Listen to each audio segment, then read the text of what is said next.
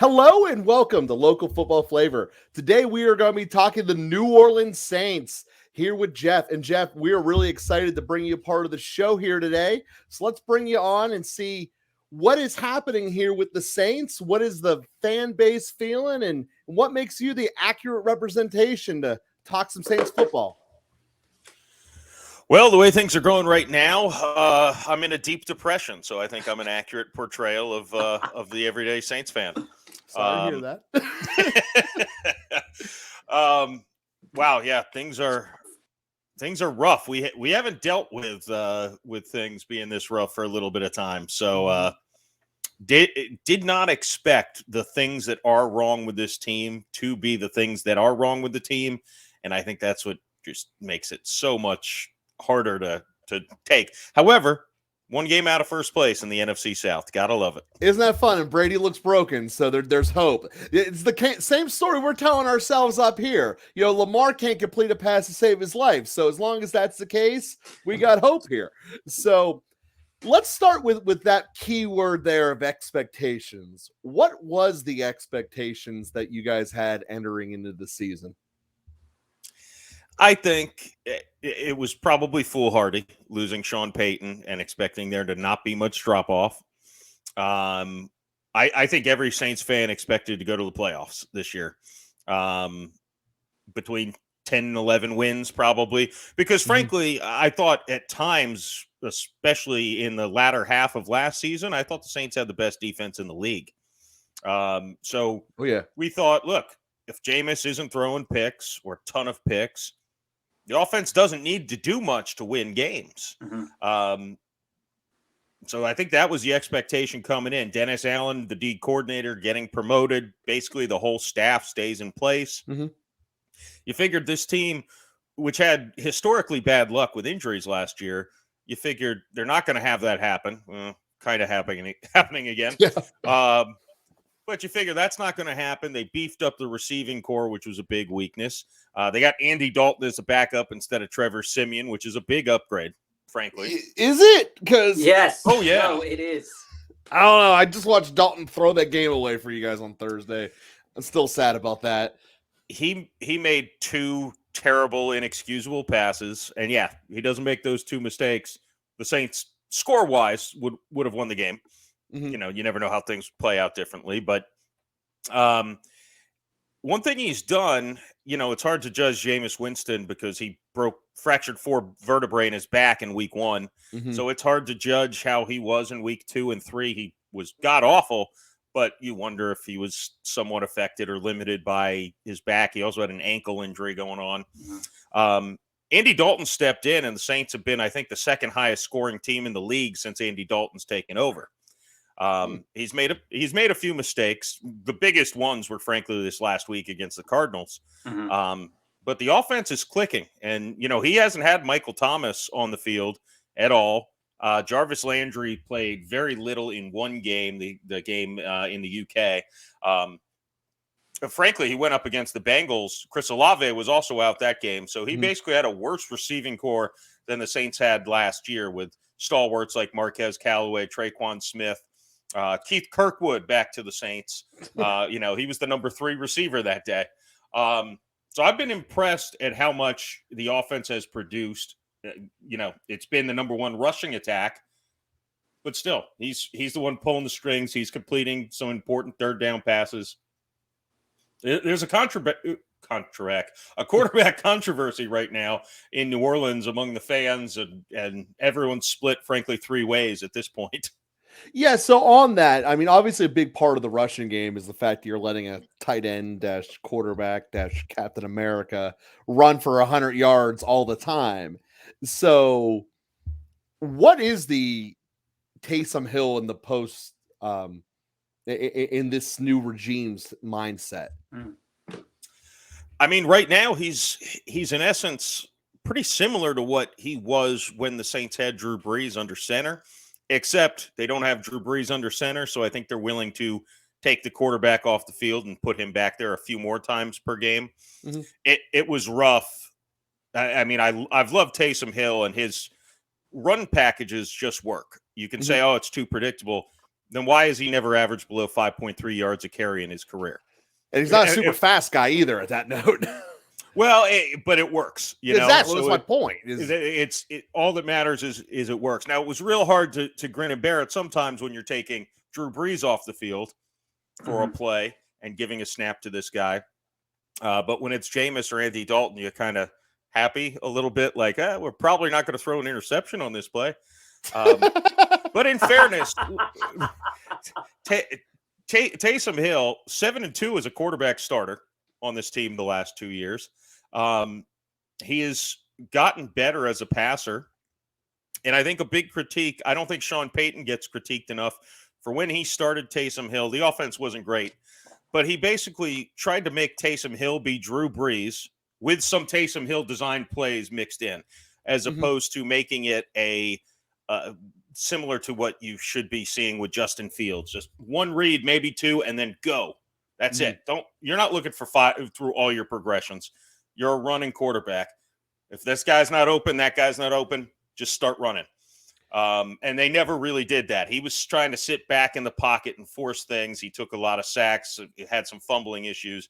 So I never think he even got a fair shot at an offense that was actually designed for him to run. Yeah, so I don't want to go contrary to this because I do think that there's some big value there in the Hill factory. But looking at this season, just this season, starting with that Atlanta game, obviously the offense doesn't really do anything until the fourth quarter, at least in terms of throwing the ball.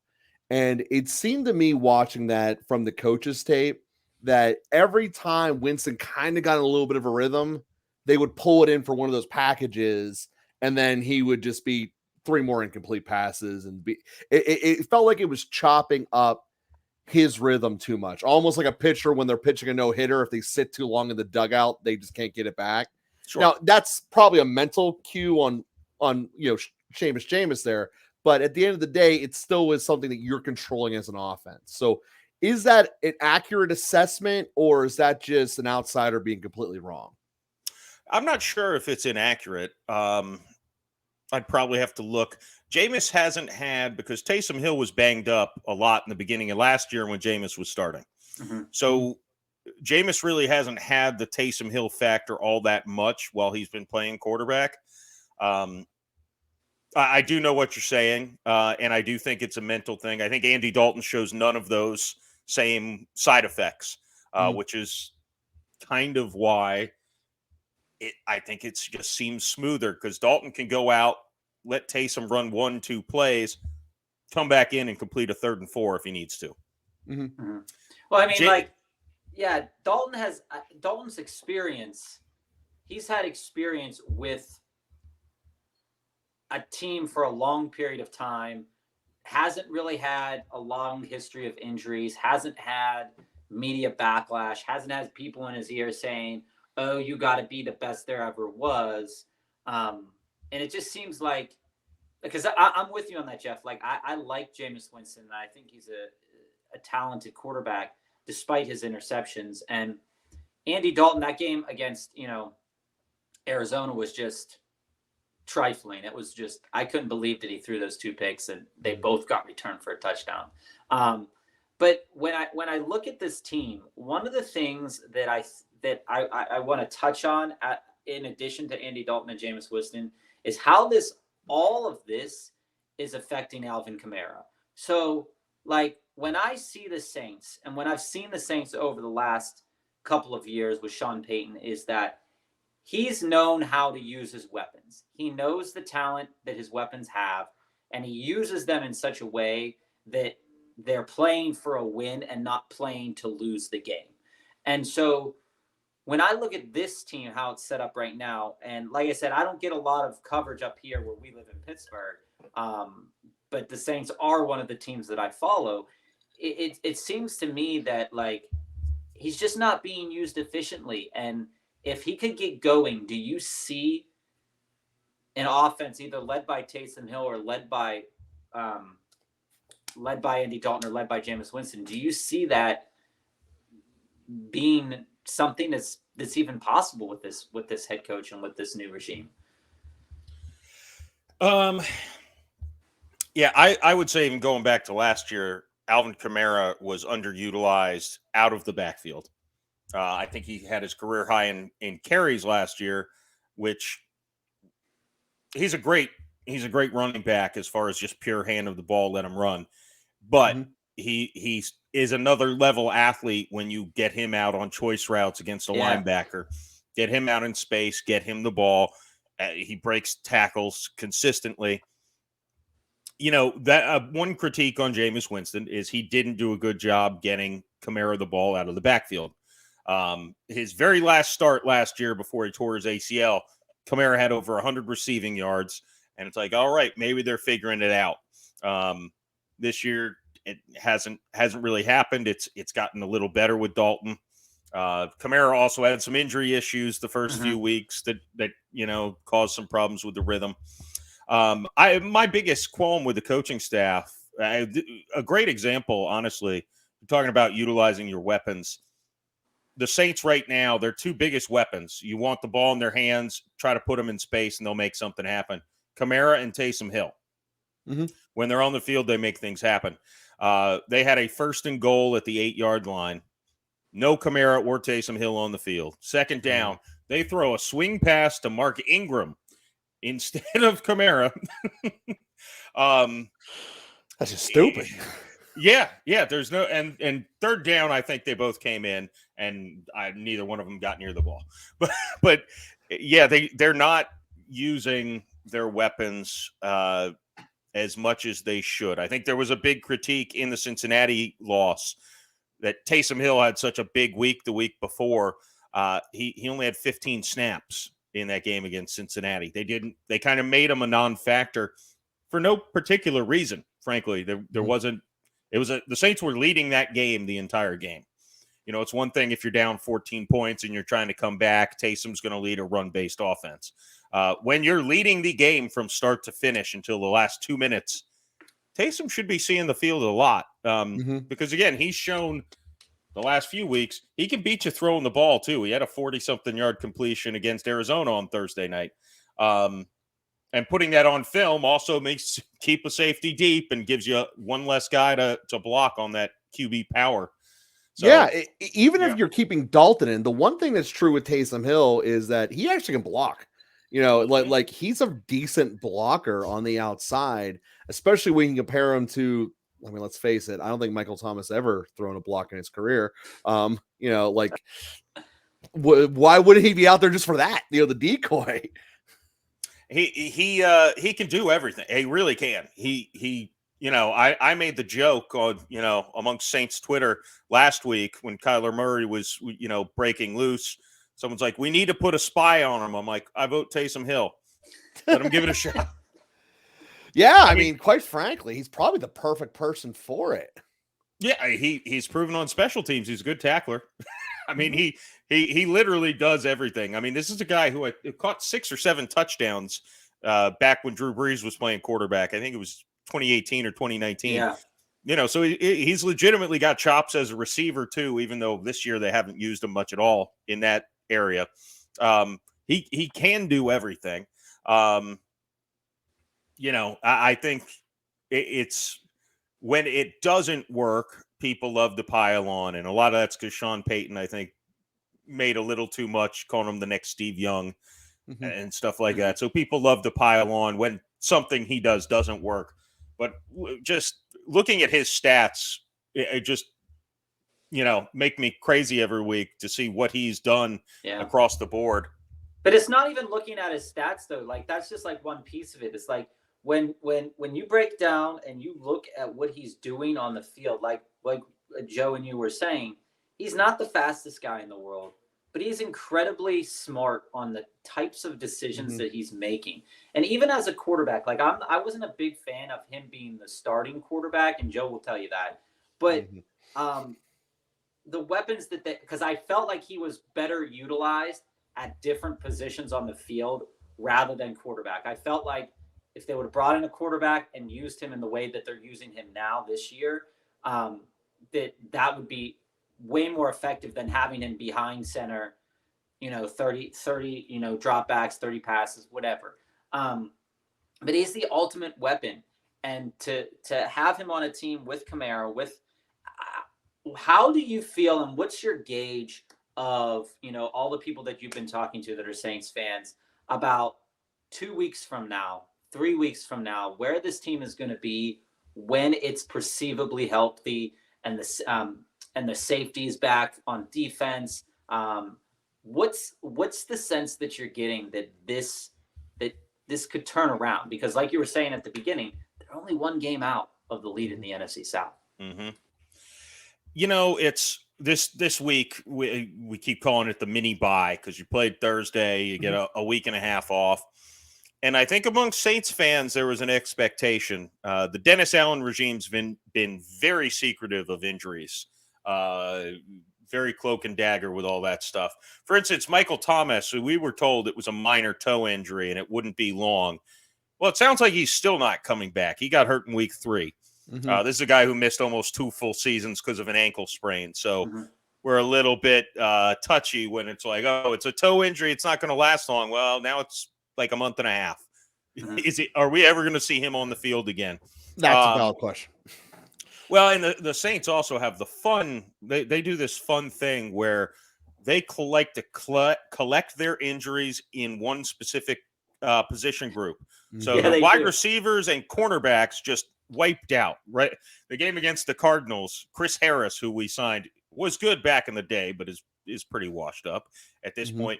He was our number 2 corner across from our second-round pick, Alontae Taylor, who had only played in one other game before he was on IR because Bradley Roby got hurt. He got put on IR today. Marshawn Lattimore bruised his kidney a couple weeks ago. Nobody knows when he's coming back. Paulson Adebo's been battling injuries all year. He's out. So it's like, well, we got like a rookie, a really old guy off the street, and who the hell knows else is going to play cornerback for us. Wide receivers the same way. We beefed it up with Landry and Olave and Thomas coming back, and well, they went 2 games together where they were all healthy. So it's frustrating, and we've got a little from last year. I think we've got a little like, we're not going to ever assume we're going to get healthy. We're just going to assume we're not. I think the optimistic Saints fans are saying, I don't understand why the defense sucks.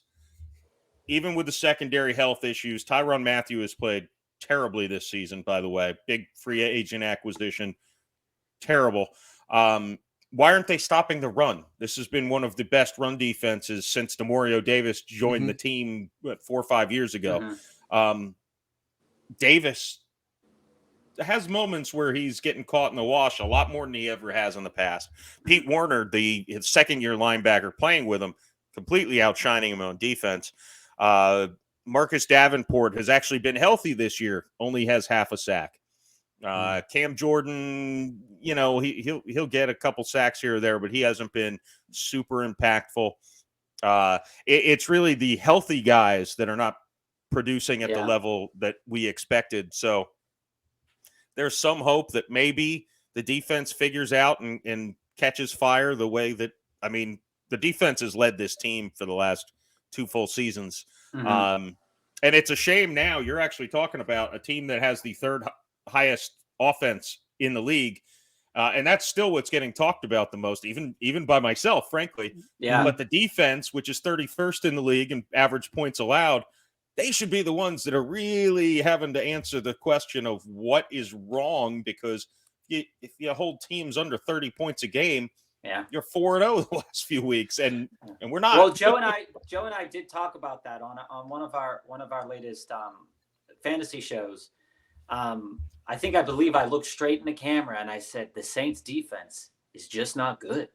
Like, you did do that. It really, from what we saw at the end of last year, leading into this year, there was so much optimism to say, okay, you're signing Mathieu, you have you have all of this collective talent. You did a good job stopping the run, and then every single game you have seen the Saints has been fail after fail after fail after fail after fail. And this is something that, like, you know, you might not be able to speak on this, but it's something that, like, it happens with the Detroit Lions too, and it happens with a lot of other teams in the league, is that their offense can put points on the board. They're really good at scoring points.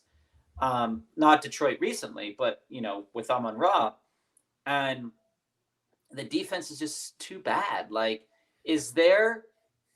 what do you feel is a good medium for this team that you would say, like, okay, I'm comfortable as a fan watching this game. If they score 24 points, they have a chance to win this game. Is it that low? If you asked me before the season, I would have said 21 points. Like, if we can put up 21 points a game, we'll win 10, 11 games easy. This defense is going to keep people under 20. That's what I would have said preseason. This defense, just even game situation wise, I don't know if Dennis Allen's bit off more than he could chew. He's obviously proven himself as far as the defensive coordinator. He took over a unit in shambles and made them great. He's kept the play calling responsibilities. One thing I think is lacking is adjustments. The game against Cincinnati, you guys watch Cincinnati more than I do, I'm sure. But, they very quickly let their game plan be known because the Saints stopped them the first couple possessions. We're getting to Burrow, and the Bengals said, we are going to 3-step, 5-step drop, ball's coming out, short, 5 to 7 yard pass. And I just kept saying, all right, we gave up that drive. The corners are going to press now. They're not going to have that. Burrow's going to throw a pick. He's going to get sacked. He's going to have to force something. Nope, they just stayed back and let him slowly pick you apart. And I get sometimes if you're playing Jameis Winston, that's the strategy because he's not going to be patient enough to keep hitting those underneath throws. They just the whole game they just let him do it, and that mixed with bad tackling, which has not been an issue for the Saints in quite some time. When you're giving up a 6-yard pass every play, and then you're missing 2 tackles. Jamar Chase scored a touchdown on 8-yard out route. Missed a tackle, 60-yard touchdown. So they've just had situations where in the past you lean on the defense and you expect them to get you what you need. Get off the field, don't give up the points. The game in the UK, Marshawn Lattimore, who had played mostly a good game against Justin Jefferson, gives up a 41-yard go route to give them a field goal, and the Saints miraculously almost got that 61-yarder to send it to overtime. But look, I fully expected the Saints defense to go out, get a 3-and-out, get the ball back for the offense, and us be in position to win the game, not just trying to tie the game. And the defense failed. It's just been a recurring theme this season where even when they're playing okay in the game, down the stretch, they've just not come through. And I think a large part of it, I always said watching the Saints, the first possession of the game, I don't care. The other team goes down the field and scores. That's all going in. They're making adjustments, and they're going to be good after that. But this year, it's almost the opposite. It's almost like the athleticism on the first series. We'll be able to force them to punt.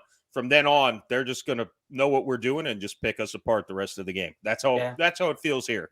It's almost like the inverse, Joe, of the Steelers. It is. There's a big so that you actually hit upon the point that Tomlin had to go through. There was that you have to trust the coordinator you've put in your stead, essentially, because Tomlin has called the defense for the last 3 years.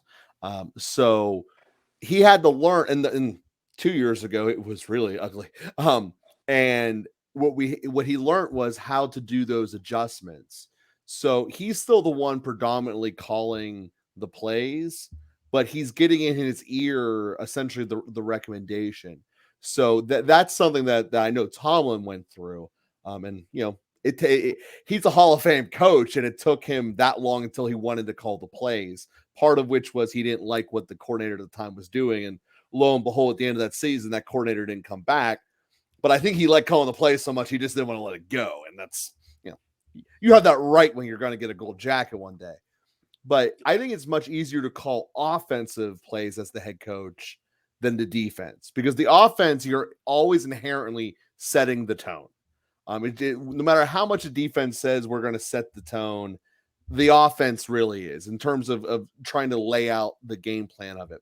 So what my question is you hit on his inability to effectively learn how to have time to do adjustments and how to have that communication there, because it's a much different role when you got to talk to the offense too, instead of just talk to your units on the defense. But my understanding of looking at the roster from this year to last year, it looks like it's basically the same unit. It just, various degrees of injury. Could it be that we're just seeing them age out? Is that a realistic concern, or is that just don't even consider that? I think it's possible that you might see some age-related slippage with Demario Davis and Cam Jordan potentially being the main guys there. The safeties were really where the roster turnover was this offseason, and that was pretty much it. And I think most Saints fans thought we upgraded. Malcolm Jenkins retired. He definitely was getting up there in age. He needed to go. Yeah. Marcus Williams, one of the rangiest safeties in the league. Before we went on, you mentioned the Vikings playoff game and Marcus Williams. Saints fans are still convinced he cost the Saints a Super Bowl. We forgave him, but we don't forget. But he made more boneheaded plays. Still a very good player, but he would always make these inexplicable, what was he think, very visible mistakes. Exactly. Which is rough when you're the rangy, center field safety. So the Saints got Marcus May from the Jets. They got Tyrann Mathieu, and we thought that's an upgrade. And yeah, May missed a lot of time, and that caused some of the issues. And then Chauncey Gardner-Johnson turned into a little pain in the ass. He was screaming at coaches, complaining because the Saints weren't going to give him safety money. Frankly, looks like they should have moved him to safety and given him safety money the way he's playing in Philadelphia. But they were confident, and I don't think they were wrong in being confident that Bradley Roby could cover. He was basically the nickel corner. So that's where the turnover happened. That last one being, a week before the season. But I think the Saints had reason to feel good with Lattimore, Debo on the outside, Roby in the slot, and May and Mathieu in the backfield. The biggest age-related issue, I do think, is Mathieu. Maybe he's just adjusting, but, he's played in multiple teams, multiple defenses. Seems a little bit long into the year for a veteran like that to not understand where he's supposed to be or how he's supposed to be. I just wonder if physically he's not quite where he was. And he's not the most physically imposing guy where, his size can necessarily make up for a loss of speed or something like that. He's a guy who, guys with that body type, kind of the smaller for their roles, once they lose speed, they just got to go. And I hope that's not it. And maybe there's an injury that he hasn't really disclosed, but that's an expensive contract for a guy who's been a big disappointment so far. Yeah, and the difference is we had someone who went through the same thing. The difference is we had him through his whole career of being awesome. I mean, that's how Troy was at the end. I mean, Troy's a Hall of Famer through and through, but that last year and a half was rough. Big contract, big salary hit, and he just couldn't run anymore. And, both of them had that same thing of I'll go get the ball and I'll also hit you with any part of my body at full speed, which works great when you're 28, but it doesn't work at the end. And, I think that there's something to that in terms of the Honey Badger. I feel like that's spot on. Unfortunately. Yeah, I think so. Yeah. Sorry about that. So, the other question I had for you, and this was kind of like one of my big ones I had it, and I'm going to tease this to get the answer here on the other side of the ad break, was, does Michael Thomas want to be a Saint? And the reason I ask this is because he gets that injury 2 seasons ago. And then last year, he keeps edging on, I might come back. 4 days after the trade deadline, or maybe it was even 4 hours, you might know this better, is when he goes, no, I'm out for the year. And it was like he absolutely feels like he's holding the Saints hostage, and the Saints are just going along with it. So, like I said, I'm going to tease that, and we'll get our answer to that after the break. This episode is sponsored by the podcast Father and Joe. Father and Joe aims to bring individuals into a better relationship with God.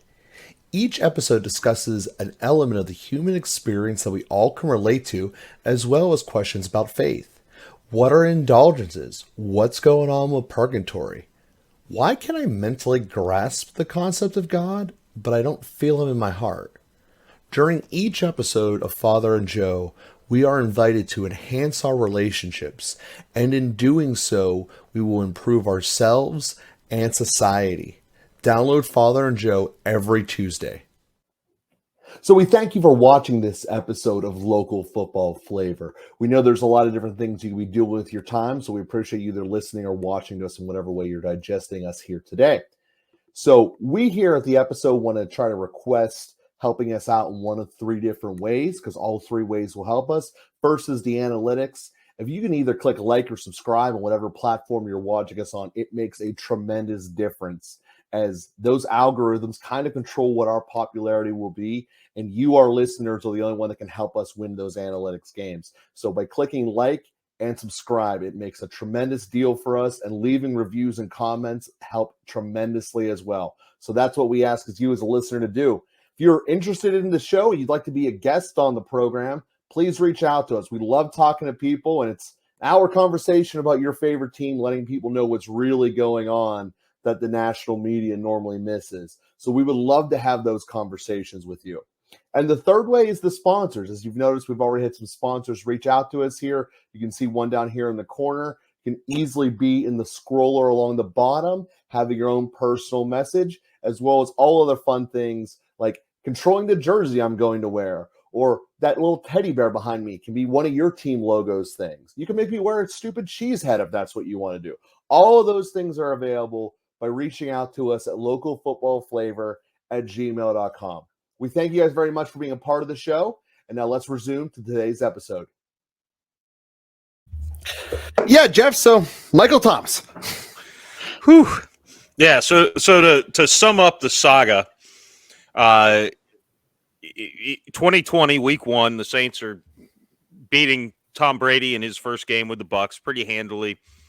He's blocking around the goal line and he gets rolled up on the ankle. Looked pretty bad when it happened. After the game, he says, I think I'll be just fine. I don't even think I don't want to miss a game. This is coming off, his record-breaking season. Mm-hmm. He ended up missing the next 4 or 5 weeks. He came back, put up good numbers with Taysom Hill throwing him the ball. Went back on injured reserve and said, basically the team said he should not play anymore this season. He's going to sit until the playoffs because he wants to go with Drew Brees for one last run. Mm-hmm. He wants to be on the field. He had a pretty good game against the Bears in that Nickelodeon playoff game back in 2020. Was invisible and clearly not moving well when they lost to the Bucs the next week. The big drama came in training camp before last season when he shows up, and he was supposed to his plan was to rehab, and if he was not 100%, he was supposed to get surgery in March. He shows up in June. He's not 100%. He didn't get surgery. He needs surgery. Now he's going to miss like half the season. Mm-hmm. And that's when Peyton said some things in the press. He started. Michael Thomas is a very touchy fella, which is good if he's on your side, not good if he's, thinks you're slighting him. So hopefully he doesn't watch this, but they spend a lot of time repairing that relationship. He's supposed to potentially come back after his ankle surgery heals. I think it was a coincidence. It was around the trade deadline, personally, when they said that basically it sounds like the ankle surgery was then botched and he had to go back and get it done again. So at that point, they said he's done for the year. This was right after he'd actually showed up to a Saints game for the first time all year, when that was the game Jameis Winston tore his ACL. I do not believe Michael Thomas has been on the sideline any of these games since he's gone out with injury, which bothers me personally very much. Mm-hmm. I could be wrong. It does for me, too. Juju did it. It made me upset. Yeah, it rubs me the wrong way. He didn't get put on injured reserve, which obviously he should have, given the amount of time he's missed. He's taken up a roster spot, and he's not available. Mm-hmm. So, frankly, I don't know if he wants to be a member of the Saints. I also don't know if maybe his body's just broken down a little earlier than what we wish it would have. This is a Hall of Fame talent. He was putting up Hall of Fame numbers. Look, if he came back healthy, he'd still put up Hall of Fame numbers before he retires. He's a very physical receiver who takes a lot of big hits. He's not a fast guy. He's a body control guy, so he takes a lot of hits. A lot of corners dive down to his knees and ankles to tackle him because he's too big for them to tackle him anywhere else.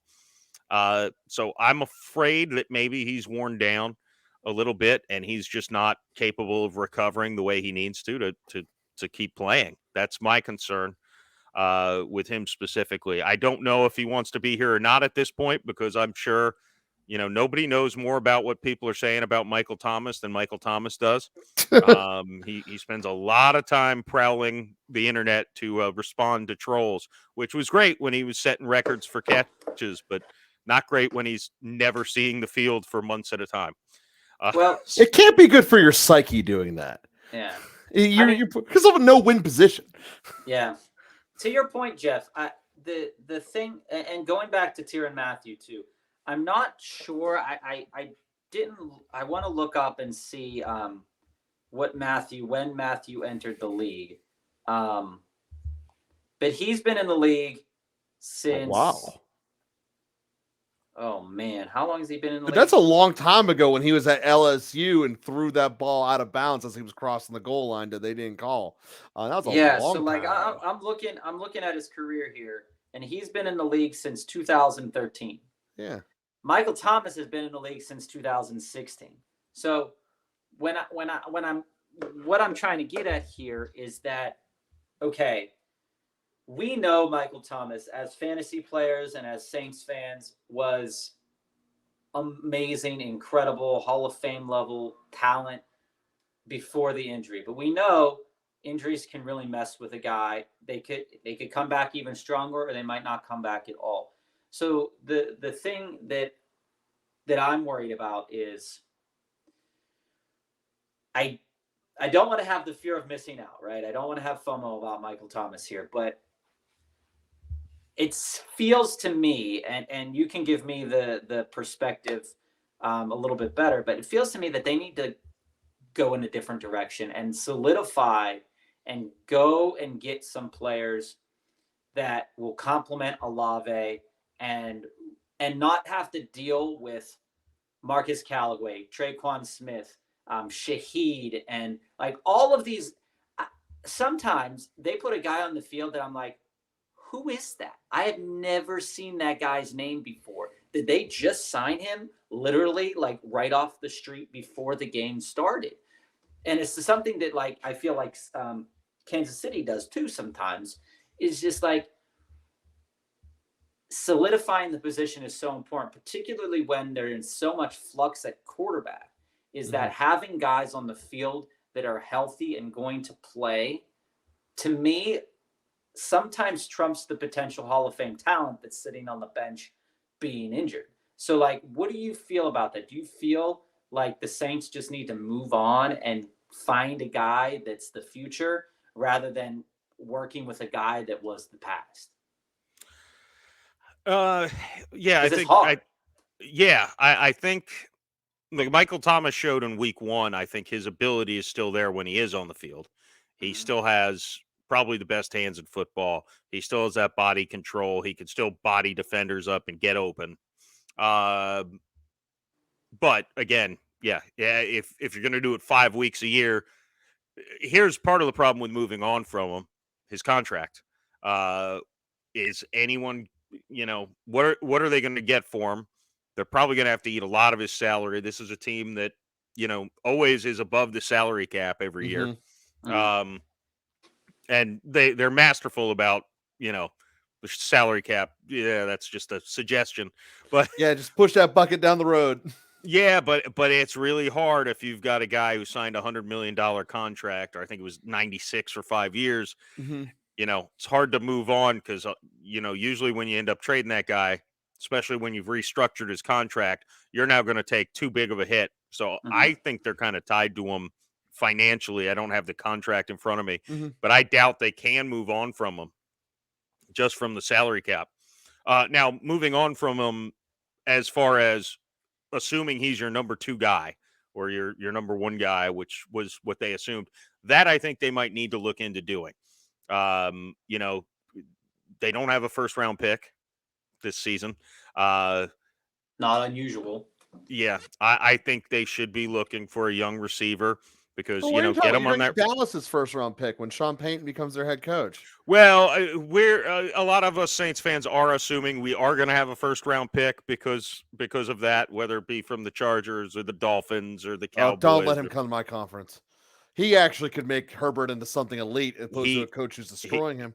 He allegedly was at Chargers practice last week. That's scary. That actually legitimately would freak me out. Like, Herbert is an elite talent with an idiot in charge of him, which I love because that means he'll never become anything. He'll be Dan Fouts, 1 billion yards and nothing.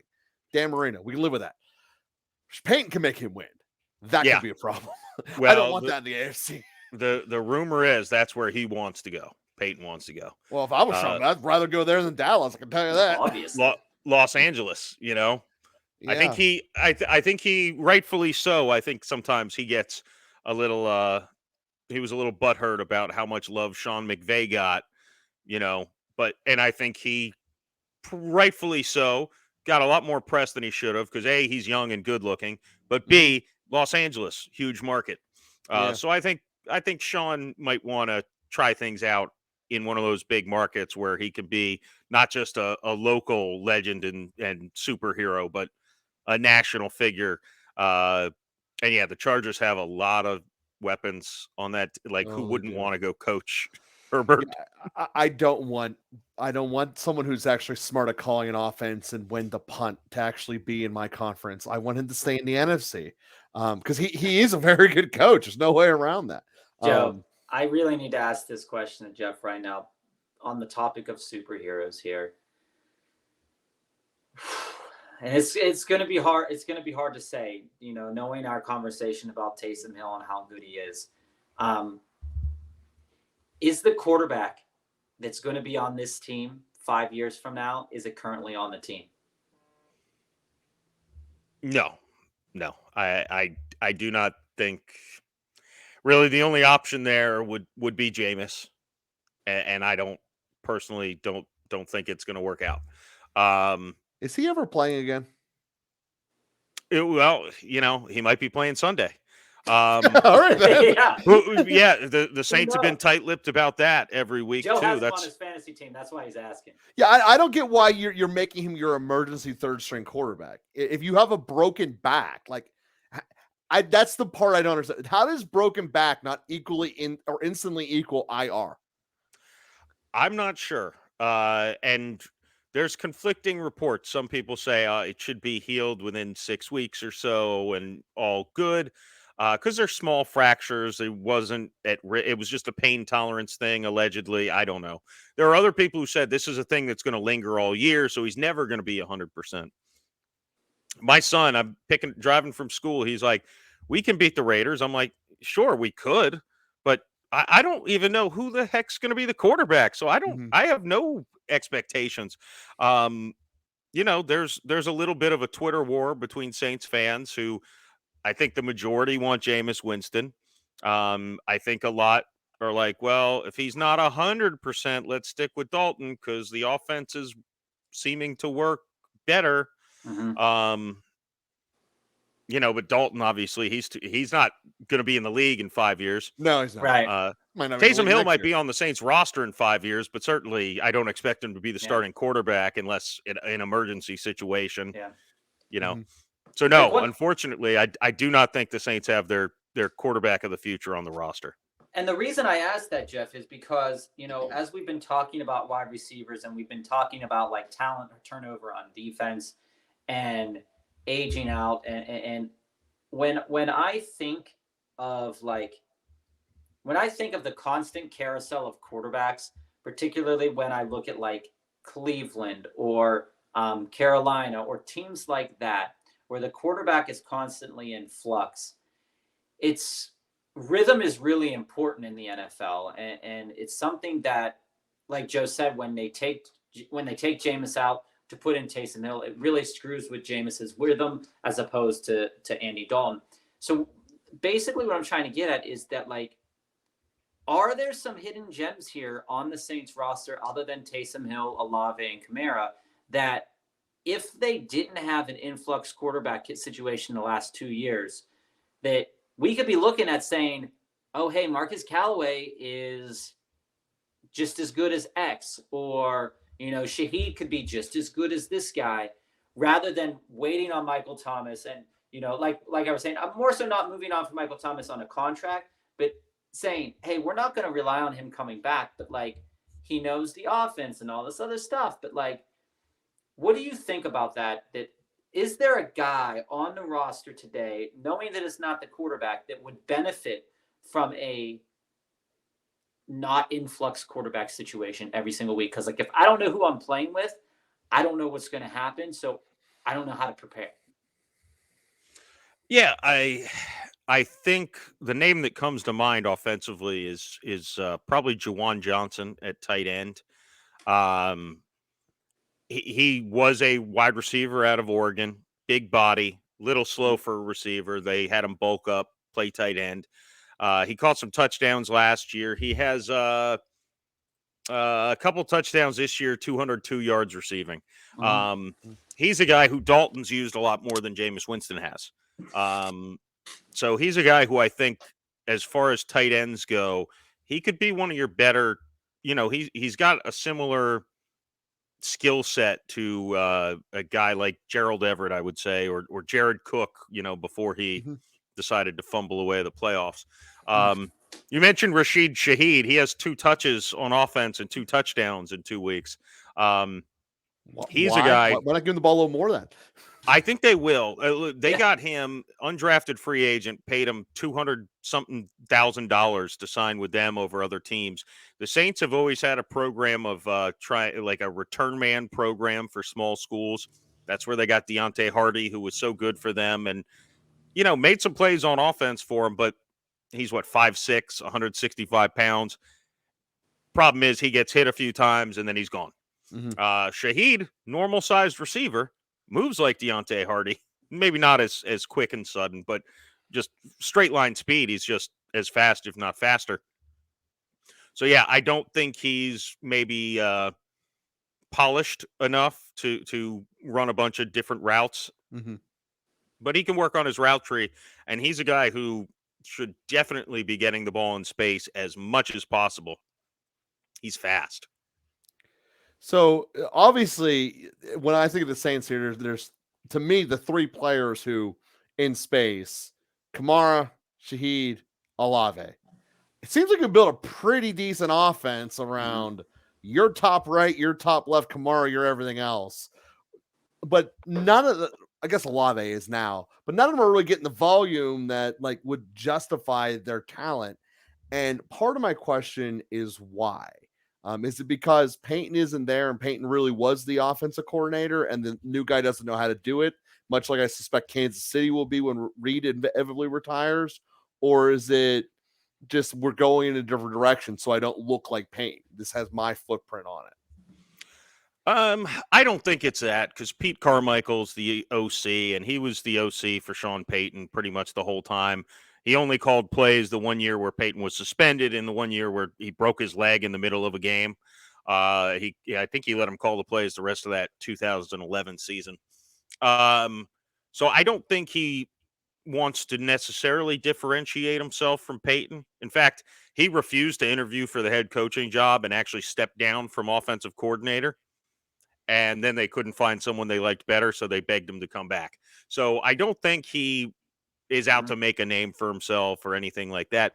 I think it really is just, a lot of it is, I don't want to say bad luck, but it's lack of continuity / bad luck, especially with injuries.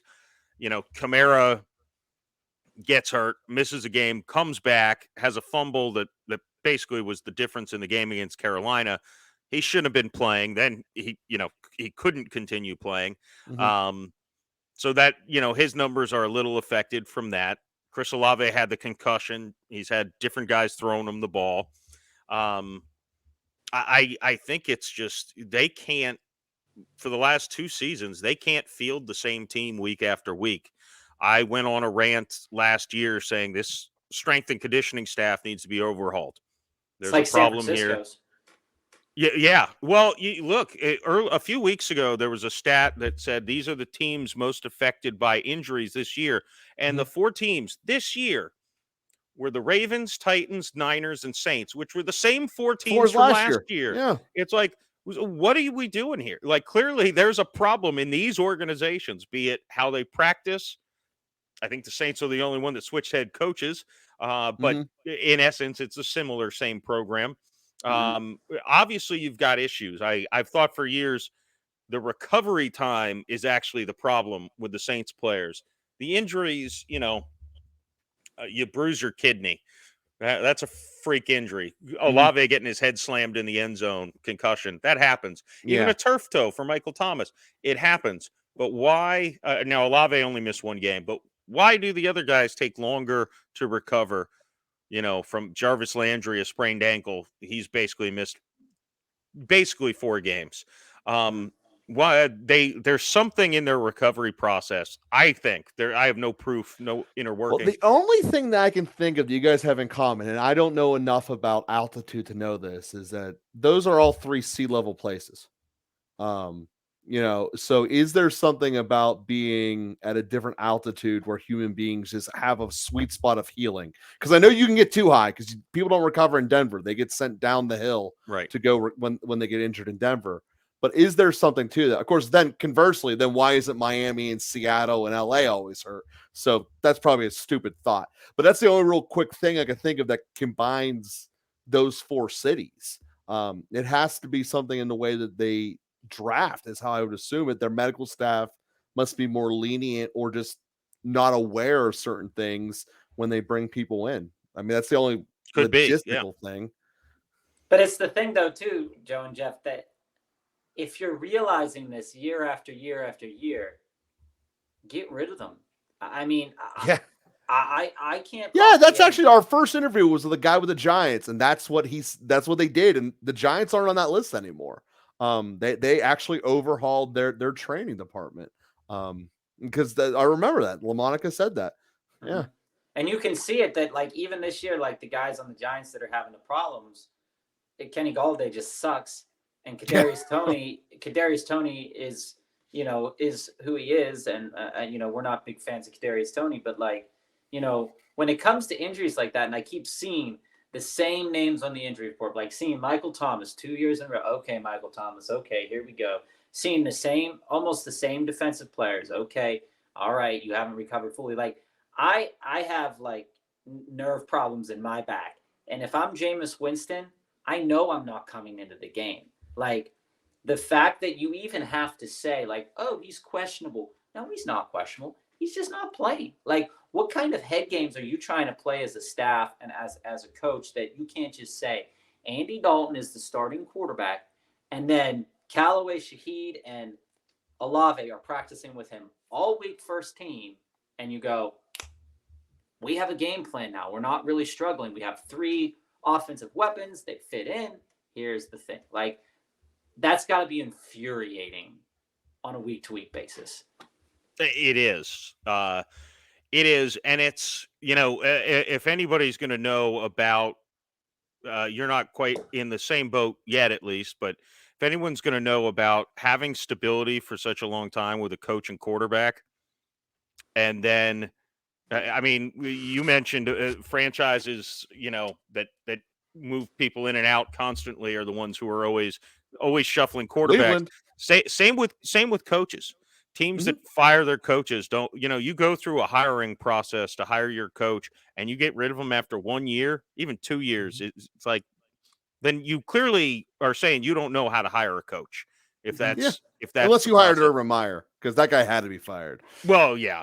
He's an exception that proves the rule, right? But but like Drew Brees, you'd have these no-name receivers come in off the street. You'd be like, where is he from? Oh, he was a third. He was the third receiver on Tulane 2 years ago who maybe took a snap in the USFL, and now he's catching a touchdown from Drew Brees on Sunday Night Football. So you almost, especially I think last year, they took for granted that, we don't need star receivers. Anyone can do it. Even when Drew Brees was physically declining, he still brought, they still went 12-4 his last season. Oh yeah. Seems like things worked. So I think we're getting hit by the train of losing that generational quarterback and head coach back-to-back seasons. So I think the Saints as a fan base are just kind of shell-shocked and confused because, the worst ever run under Sean Payton record under Sean Payton was 7-9.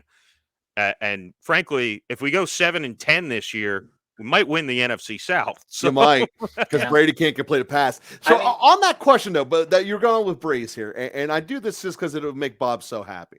He's a declining quarterback. He's clearly a Hall of Fame talent. He's Brees an amazing talent. Brees is the GOAT. Like Tom Brady, he's amazing. GOAT, and he puts the ball every time he wants, and he has no name receivers all around him. And we're looking at the exact same stat line. Hall of Fame quarterback, can put the ball wherever he wants on the field. But Aaron Rodgers can't complete a pass to save his life.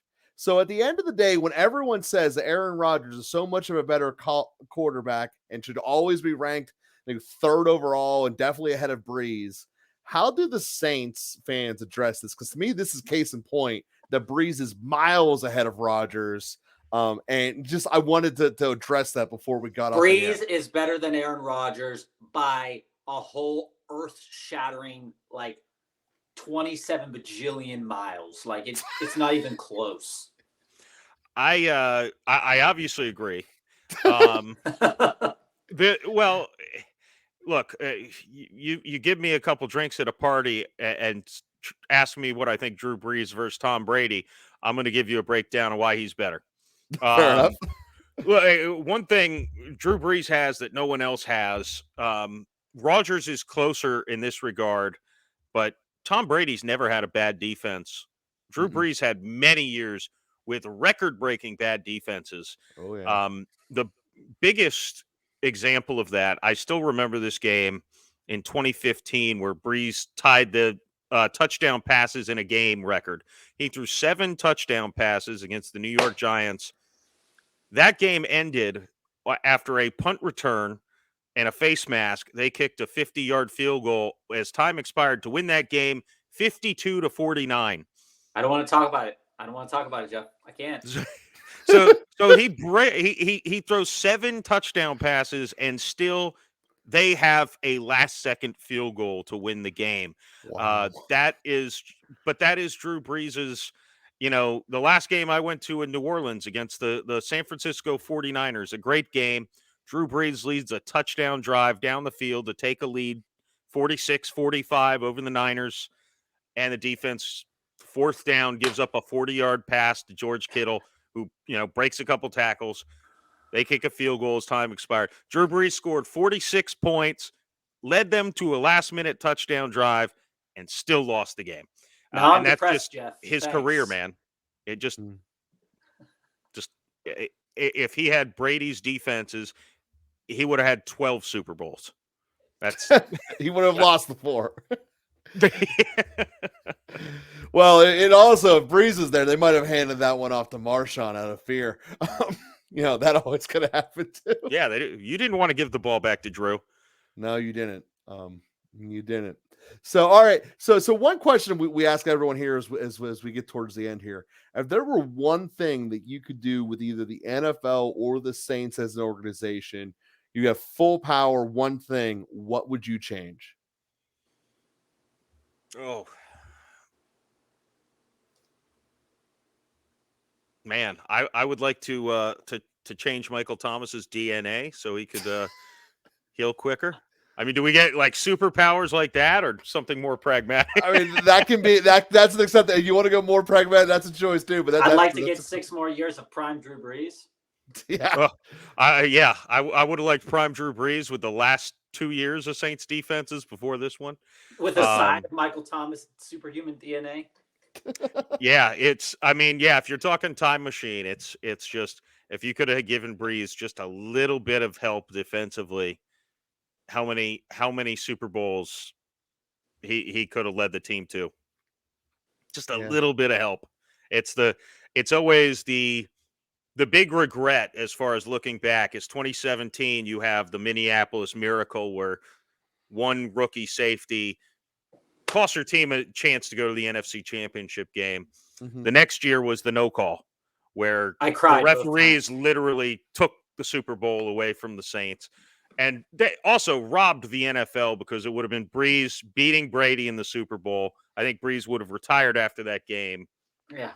It would have, Brees would have then slayed Manning and Brady in a Super Bowl, proving he's the greatest of all time. But the NFL wanted to make sure LA got to the Super Bowl. So I think fire Roger Goodell is the answer to the question. I got there. I landed the plane. You did. I got to say this. We're going to give you one last chance to bring it home. We'll put you on full screen and talk about anything you want. But the one thing that my wife is always thinks her favorite thing in all of football history was after you guys won that Super Bowl and Drew Brees put those big old mufflers on his kid's head as he walked around to the confetti. My wife still talks about that and looks that up on YouTube to show me.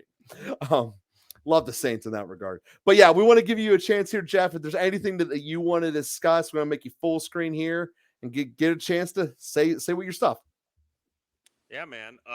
Hey, I'll say this quickly. How many millions of dollars did Drew Brees make in endorsements by pulling that move and holding the baby the whole time? Genius. He became the NFL dad in all the commercials. But hey, thanks for having me on. I have my own podcast, which is not a football podcast. It's a comedy podcast, the Jeff Macolino podcast. Would be glad for any of your fine listeners to check it out. I always say there's an episode for everyone there. And that's, I do cover some sports for a website, flteams.com. They're a Florida, obviously doesn't always work well with me, but they're a Florida-based sports website. I do some coverage of the Tampa Bay Rays and Lightning, the good franchises in Tampa Bay. I do for that website. So yeah, check any of that stuff out. And hey, next year, probably early next year, I have a movie coming out. So cool. What's that? It's a comedy called Women Want Everything. And my first movie, I'm a lead role in the movie. So we'll see how that turns out. Well, we hope it goes very well. Congratulations on that. There's a fun fact I wasn't ready for. Women want everything. Isn't that the truth of life? Yeah. Well, we thank everyone out there for being a team player, clicking like and subscribe. And of course, we'll be with you here next time.